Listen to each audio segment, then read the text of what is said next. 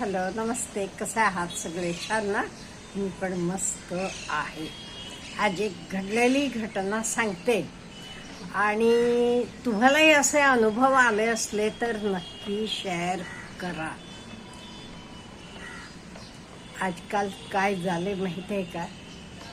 मुलींना लग्न ठरतानाच मुलाचं स्वतःचं इम्पॉर्टंट अंडरलाईन 2 BHK 3 BHK असला की उत्तमच. फ्लॅट असावं.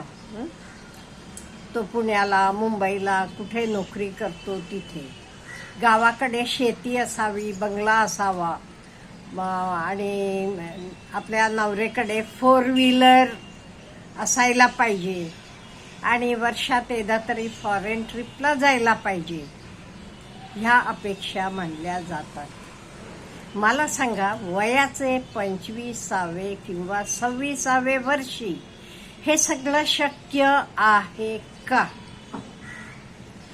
हे आज मी का विषय घेतला म्हणजे अगदी 2 दिवसापूर्वी आमच्या इथे एक कार्यक्रम झाला मुलगी बघण्याचा आणि मुलगी पण इंजिनियर होती, मुलगा पण इंजिनियर आहे, 26 वर्षाचा आहे, मुलगी पण 24-25 वर्षाची आहे.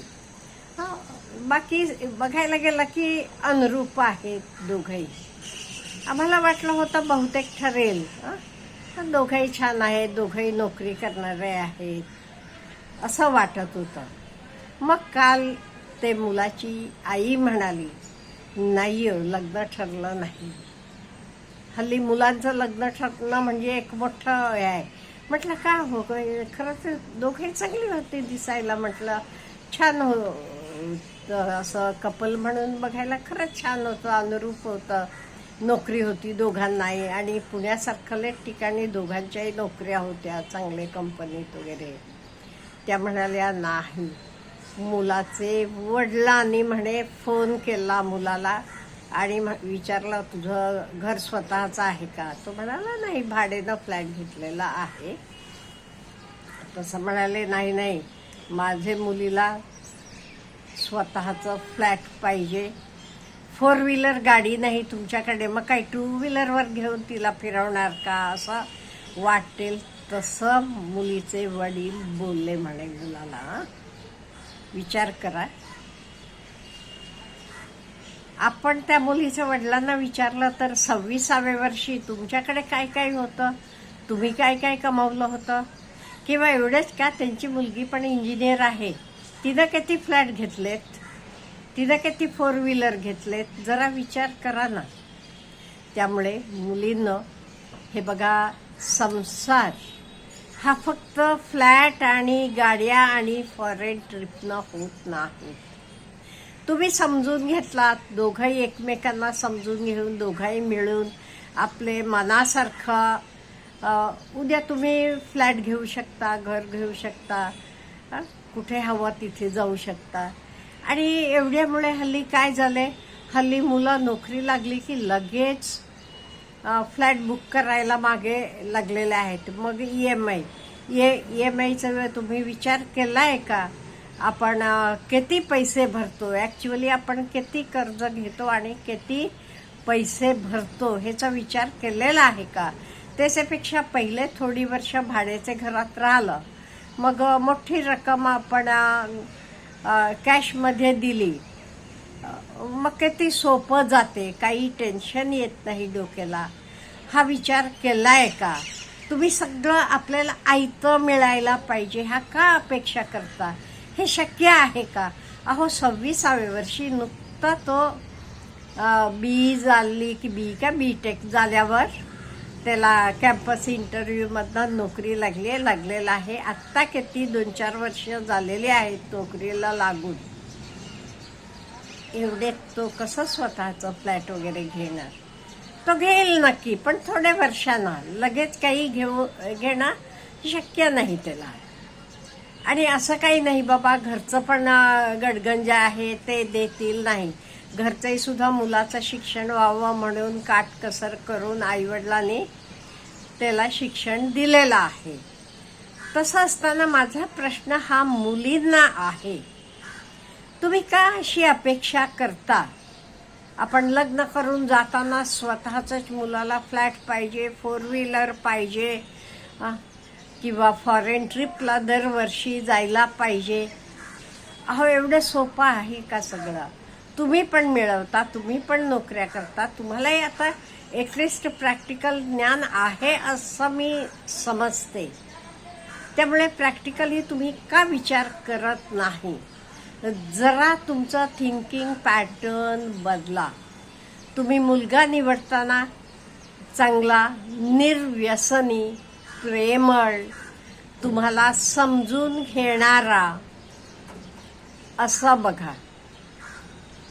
अहो, फ्लॅट, गाडी काही दोघं मिळून तुम्ही लवकरात लवकर तर सगळं करू शकता. हा विचार का तुम्ही करत नाही? आणि तुमच्या आईवडिलांना तर कळायला पाहिजे. तुमच्या आईवडिलांनी वयाचे कुठल्या वयाला स्वतःचं घर घेतले,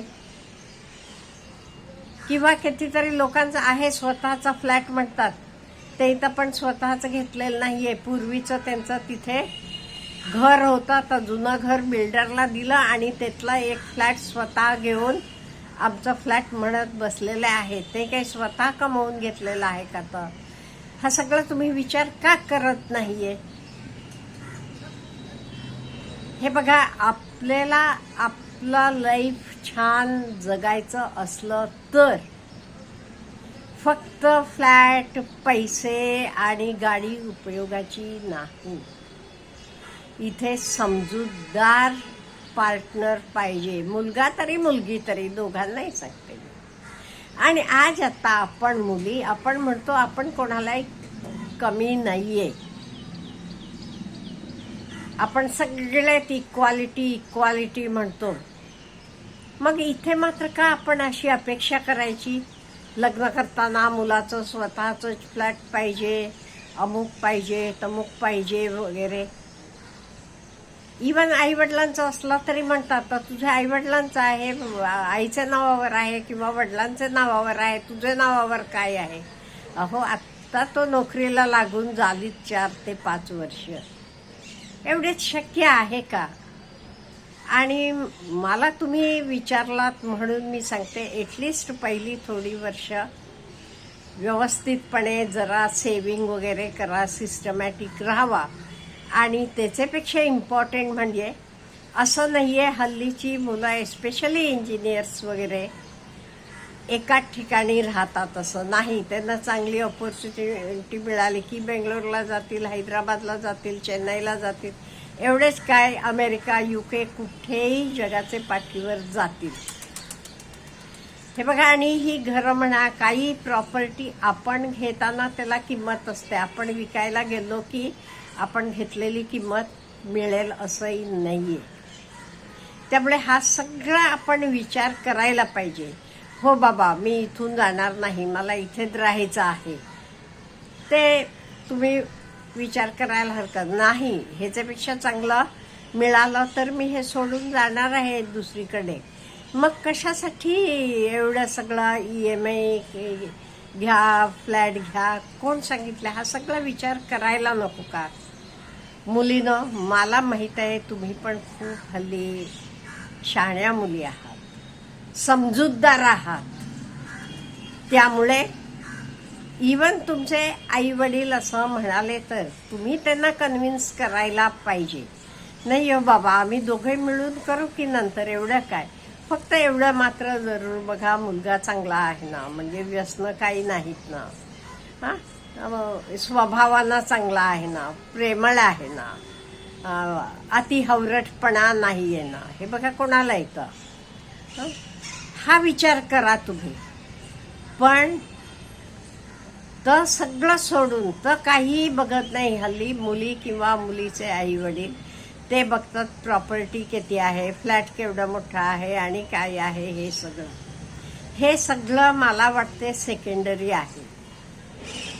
माणूस चांगला असला, व्यवस्थित असला की तुम्ही सुखी राहाल आणि उद्या हवं तर सगळं मिळवून घ्याल. त्यामुळे मला वाटते तुम्ही आधी विचार करायला पाहिजे. तो आपण लग्न करतो ती व्यक्ती कशी आहे, त्या व्यक्तीबद्दल तुम्ही सगळं चौकशा करा, सगळं हे करा. आणि प्रॉपर्टी तर हे सगळं आपण नंतर मिळवू शकतो. आज मी तुम्हाला हे सगळं सांगते तरी हे मी माझे अनुभवानच आहे. मी पूर्वी पण सांगितले, मी लग्न करून आले ते भाड्याच्या घरात आले, पण कायमची काही भाड्याच्या घरात राहिले नाही ना. त्यामुळे नंतर सर्व काही आलं, घर आलं, 4 व्हीलर आलं, कुठे हवं तर जगात जाऊन हिंडून फिरून येऊ शकते. त्यामुळे हे सगळं शक्य आहे, हे सगळं आपण नंतर हे मिळवू शकतो. पण योग्य पार्टनर योग्य वेळेला मिळणं हे महत्त्वाचं आहे. त्यामुळे फक्त आधी आपले पार्टनरकडे बघा, तो कसा आहे, काय आहे सगळं. बाकी हे सगळं मेटेरियल थिंग्स आपण मिळवू शकतो. आपल्याला काय ह्याच्याबद्दल बोलायचं आहे, प्लीज मला कमेंट बॉक्समध्ये कळवा. Have a good day.